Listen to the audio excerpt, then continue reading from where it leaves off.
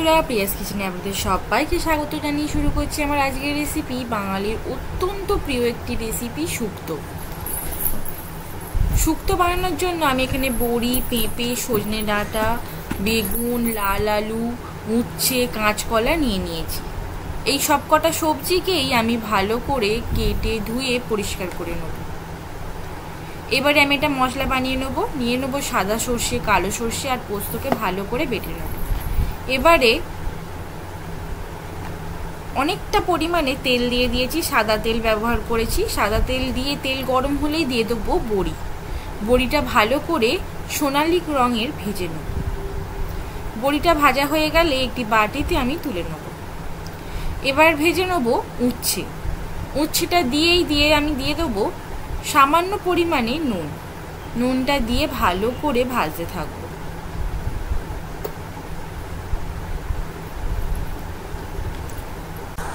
উচ্ছেটা আমি একটু golden brown করে ভেজে নেব। উচ্ছেটা ভাজা হয়ে গেলে একটা প্লেটে আমি তুলে নেব। এবারে ভেজে নেব পেঁপে। পেঁপেটা দিয়েও সামান্য পরিমাণে নুন দিয়ে এটাও ভালো করে রং চেঞ্জ হয়ে গেলেই তুলে নেব। এইরকমভাবে একে একে সব সবজিগুলোই আমি ভেজে নেব। শুক্তো কিন্তু অনেক রকমের হয়, যেমন পেঁপে দিয়ে বড়ি দিয়ে শুক্তো বা লাউ দিয়ে বড়ি দিয়ে শুক্তো। এটাকে আমি বলি পাঁচমিশালি শুক্তো। পেঁপেগুলো আমার ভাজা হয়ে গেছে, তাই একটি প্লেটে আমি তুলে নিচ্ছি। এবারে ভেজে নেব কাঁচকলা।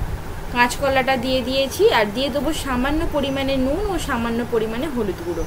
আমি হলুদ গুঁড়ো ব্যবহার করব না, শুধু কাঁচকলায় ভাজছি বলেই আমি নুন আর হলুদটা ব্যবহার করছি। নুন হলুদ দিয়ে কাঁচকলাটা ভালো করে ভেজে তুলে নেব এই প্লেটে। এবারে ভেজে নেব আলু ও রাঙা আলু। আলু ও রাঙা আলুটা দিয়ে আবারও সামান্য পরিমাণে নুন দিয়ে ভালো করে ভেজে নেব। অবশ্যই আলুটা একটু ভালো করে অনেকক্ষণ ধরেই ভেজে নেব, কারণ আলু সিদ্ধ হতে যেহেতু একটু দেরি হয়, তাই আলু আর রাঙা আলু ভালো করে ভেজে নিয়ে ওই প্লেটেই আমি তুলে নিচ্ছি। এবারে ভেজে নেব বেগুন ও ডাঁটা। বেগুনের রঙটা যখন একদম চেঞ্জ হয়ে যাবে, সোনালি রঙের হয়ে যাবে, তখনই বেগুন ও ডাঁটাটা তুলে নেব। এটা কোনো কিন্তু চটজলদি রান্না নয়, খুবই অনেক ধৈর্য নিয়েই করতে হয়, তবে খেতে হবে দারুণ। আর ওই কড়াতেই আমি আরও 2 চামচ পরিমাণে সাদা তেল দিয়ে দিয়েছি, আর ফোড়নের জন্য দিয়েছি 5 ফোড়ন, সামান্য পরিমাণে রাঁধুনি ও একটা তেজপাতা দিয়ে বেগুন ও উচ্ছে বাদে সব সবজি আমি দিয়ে দেব।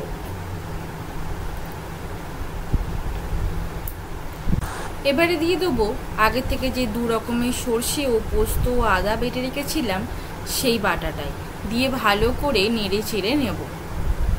সবজির সঙ্গে ভালো করে পোস্ত সর্ষেটা ভালো করে ভেজে দিয়ে দেব দুধ। দুধটা আমি এখানে 1.5 গ্লাস পরিমাণে দুধ ব্যবহার করেছি। দুধটা দিয়ে আবারও ভালো করে নেড়ে চেড়ে দেব। শুক্তোর গ্রেভিটা যখন ফুটতে আরম্ভ করবে, তখনই দিয়ে দেবো আগে থেকে ভেজে রাখা বড়িগুলো দিয়ে আবারও ভালো করে একটু নেড়ে চেড়েই দিয়ে দেবো ভেজে রাখা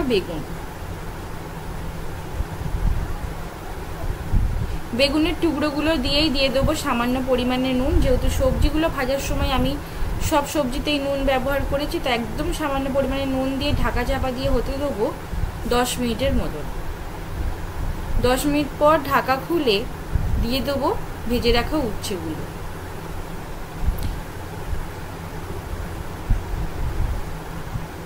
উচ্ছেগুলো দিয়ে সামান্য একটু নেড়ে চেড়েই দিয়ে দেবো রাঁধুনি বাটা। রাঁধুনি বাটাটা দিয়ে আবারও একটু নেড়ে চেড়ে ঢাকা চাপা দিয়ে হতে দেবো 2 মিনিটের মতন।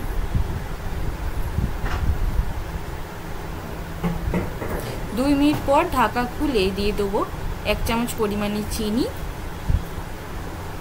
চিনিটা দিয়ে দেবো 1.5 চামচ পরিমাণে ঘি।